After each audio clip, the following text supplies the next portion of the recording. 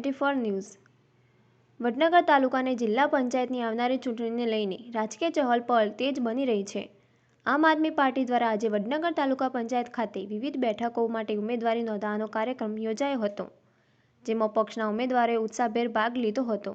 જિલ્લા પંચાયતની છાબલિયા બેઠક માટે મહિપાલસિંહ રણજીતસિંહે ઉમેદવારી નોંધાવી, જ્યારે તાલુકા પંચાયતની સબલપુર બેઠક પરથી કૃષ્ણાબેન અર્જુનજીએ પોતાનો દાવો રજૂ કર્યો હતો।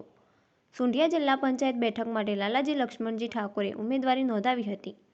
ઉપરાંત સુંઢિયા વિસ્તારમાં પટેલ મયુરકુમાર રમેશભાઈએ અને સુલતાનપુર તાલુકા પંચાયત બેઠક માટે ઠાકોર સંજયજી નાગજીજીએ પણ ઉમેદવારી નોંધાવી હતી।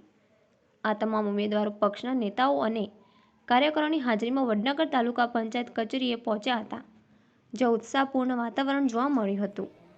ઉમેદવારો અને કાર્યકરોએ ભ્રષ્ટાચાર મુક્ત શાસન અને રોજગારના મુદ્દાઓને કેન્દ્રમાં રાખીને ચૂંટણી મેદાનમાં ઉતરવાનો સંકલ્પ વ્યક્ત કર્યો હતો। પક્ષ દ્વારા પોઝિટિવ એન્ટ્રીના સૂત્ર સાથે ચૂંટણીમાં પ્રવેશ કરવામાં આવ્યો છે, જેમાં વિકાસ, પારદર્શિતા અને જનહિતને પ્રાથમિકતા આપવામાં આવશે તેવી વાત પર ભાર મૂકાયો હતો। વડનગર વિસ્તારમાં હવે ચૂંટણીને લઈને રાજકીય ચહલપહલ વધુ તેજ બનવાની શક્યતા વ્યક્ત કરવામાં આવી રહી છે। અહેવાલ રણજીતસિંહ ઠાકોર, ABL24 ન્યૂઝ, વડનગર। ઠાકોર આશાબેન મહિપાલસિંહ, ગામ કૈકુર। આમ આદમી પાર્ટીનો હું હૃદયપૂર્વક આભાર માનું છું કે આ વખતે આમ આદમી પાર્ટીએ આમ લોકોને ટિકિટ આપી છે, આમ જનતાને ટિકિટ આપી અને પરિવર્તન લાવવા માટેનો પૂરેપૂરતો પ્રયાસ કર્યો છે। ગુજરાતમાં પરિવર્તન લાવવું એ ખૂબ જ જરૂરી છે। અત્યારે આપણે જોઈ રહ્યા છીએ કે કેટલું ભ્રષ્ટાચાર થઈ રહ્યો છે, મહિલાઓ પર કેટલો અત્યાચાર થઈ રહ્યો છે, નાની નાની દીકરીઓનો અત્યારે આપણે જોઈ રહ્યા છીએ કે ખુલ્લેઆમ તેમના પણ શરીર શોષણ થઈ રહ્યું છે। તો આ બધું રોકવા માટે અને શિક્ષણને પ્રાધાન્ય આપવા માટે આમ આદમી પાર્ટીને લાવવી એ ખૂબ જ જરૂરી છે।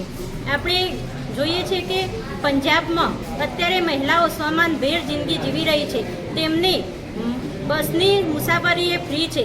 દર મહિને મહિલાઓને ખાતામાં 1000 રૂપિયા જાય છે, તો આપણા ગુજરાતમાં પણ કેમ નહીં? આપણા ગુજરાતમાં જો આમ આદમી પાર્ટી આવશે તો હું મહિલાઓ અને માતાઓને ચોક્કસપણે એટલું કહી શકું છું કે આપણા ખાતામાં પણ દર મહિને 1000 રૂપિયા આવી શકે છે અને આપણે પણ બસમાં ફ્રી મુસાફરી કરી શકીએ છીએ। લાઇટ બિલ પણ 0 આવી શકે છે। પણ ક્યારે આપણે ગુજરાતમાં પરિવર્તન લાવીએ ત્યારે માટે આપ સૌને, ગુજરાતની પ્રજાને હું અપીલ કરું છું, નમ્ર વિનંતી કરું છું કે આ વખતે ચોક્કસપણે આપણે આમ આદમી પાર્ટીને વોટ આપી અને ઝાડુનું બટન દબાવી ખૂબ જ વિજયી બનાવીએ અને ગુજરાતમાં પરિવર્તન લાવીએ તેવી અપીલ કરું છું। આજ ઉમેદવારી નોંધાવી છે જિલ્લા પંચાયતની, કયા મુદ્દાઓ પર ચૂંટણી લડશો અને કઈ સીટ ઉપર ઉમેદવારી નોંધાવી છે? હું પહેલાં આમ આદમી પાર્ટીનો ખૂબ આભાર વ્યક્ત કરું છું, જેમને મને મેન્ડેટ આપ્યું છે। હું છાબલિયા 6 જિલ્લા પંચાયતનો ઉમેદવાર છું। મેં શિક્ષણ અને બેરોજગાર જેવા મુદ્દાઓને પ્રાધાન્ય આપ્યું છે। કેટલા સમયથી રાજકારણનો અનુભવ ધરાવો? આમ તો સહકારી ક્ષેત્રમાં છેલ્લા 10 વર્ષથી અમે જોડાયેલા છીએ, પણ આમ આદમી પાર્ટીથી લગભગ 2-3 મહિનાથી અમે અહીંયા જોડાયેલા છીએ પાર્ટી સાથે।